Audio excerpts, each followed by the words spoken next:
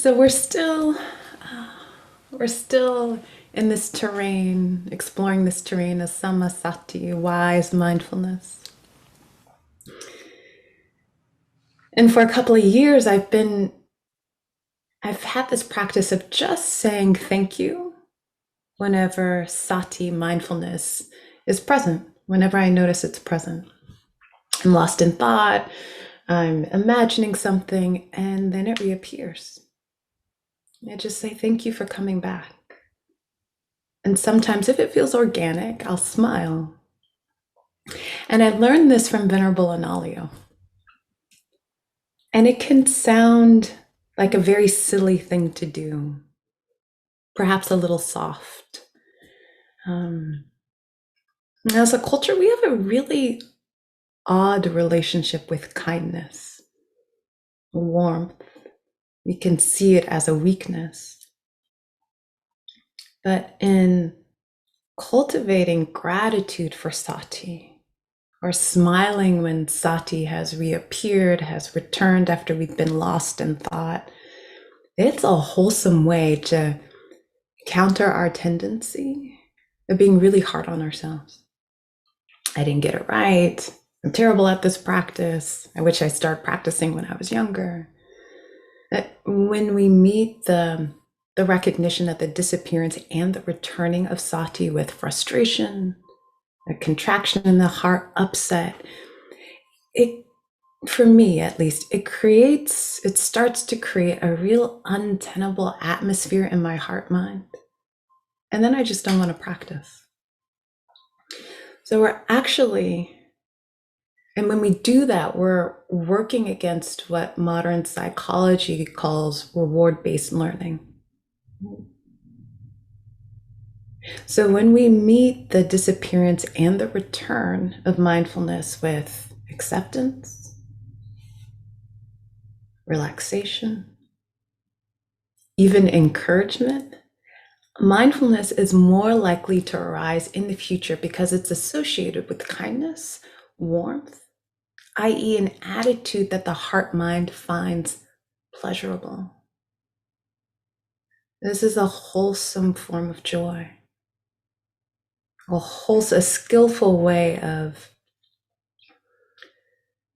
having an appreciation for sati is a skillful way of cultivating this wholesome joy.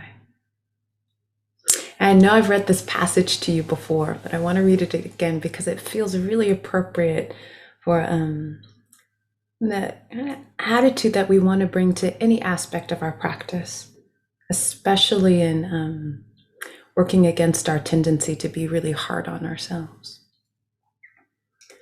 So this is from Ajahn Sucitto again.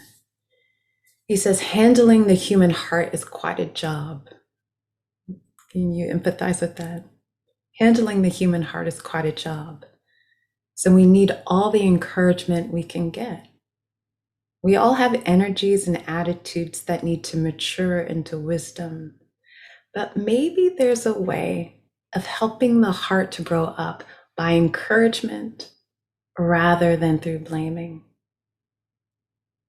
So rather than wincing when we notice the mind has wandered, rather than berating ourselves, can we actually encourage ourselves? Not only encouragement, but understanding. Can we bring an understanding to what's happening? So we're straight up, we're still really honest about what's happening, seeing clearly that mindfulness has been lost, that the attention has landed on some object other than, or some aspect of our experience other than than our chosen object, say the body, breath, the condition of the heart mind, that it's landed on thoughts of the past or the future, or it's commenting on the present and we're not aware of that. We're not aware that these thoughts, fantasizing, is actually happening in the present moment. Can we understand, see that very clearly, see that that's happening? And can we also come to understand something else? How we've used our attention in the past will influence how we pay attention in the present moment. So it's been about a year. About a year ago, I was heading into a period of practice, a month of practice. And during long retreats, I notice that my mind gets really enamored of song loops. It's more like song universes, like my mind falls into these song universes that it finds really pleasant and pleasurable. So, as an experiment before the retreat, I decided not to listen to any music for about a month thereabout before the retreat. And I kept to that except for once. So, I'm spending time with a dear friend of mine, and she and her whole family have fallen in love with Hamilton the musical. And I hadn't seen it by that point. So, she's telling me how wonderful the cast is, how great the writing is, how innovative this musical is. And we grew up together, just loving musicals. So that's something that we still share to this day. And her talking about Hamilton and how innovative it is reminds me of a musical theater composer that I really like named Sarah Bareilles. So I send my friend this song by Sarah Bareilles. But before I send it, I listened to it, right? And I just listened to the song once, just once. And for some time after listening to that song, whenever I would sit, what bass line would be rolling through my head? And it's a beautiful bass line. And there are so many reasons why it's beautiful. I'm not going to go into it because where we place our attention, energy follows. Right? So I listened to the song just once. I sit down, there's that bass line. Like there's nothing wrong with that, right? We actually remember and we come to understand the words of Ajahn Sucitto, handling the human heart is quite a job. So we need all the encouragement we can get. We all have energies and attitudes that need to mature into wisdom, but maybe there's a way of helping the heart to grow up. You could see establishing mindfulness as a way to helping us to grow up and have a mature relationship with the present moment, mature relationship with our sensory experience through being present. Turning our attention toward, attuning to, and resonating with present moment experience. Maybe there's a way of helping the heart to grow up by encouragement rather than through blaming. So we just gently remind ourselves, oh, I've been habitually thinking about fill in the blank X, my home, this relationship. In my case, I had turned my attention to one of my favorite songs. So of course the attention would land on and be preoccupied with the song. That's natural. How could it be any other way? How I use my attention in the past shapes how I pay attention, how I use my attention in the present. That said,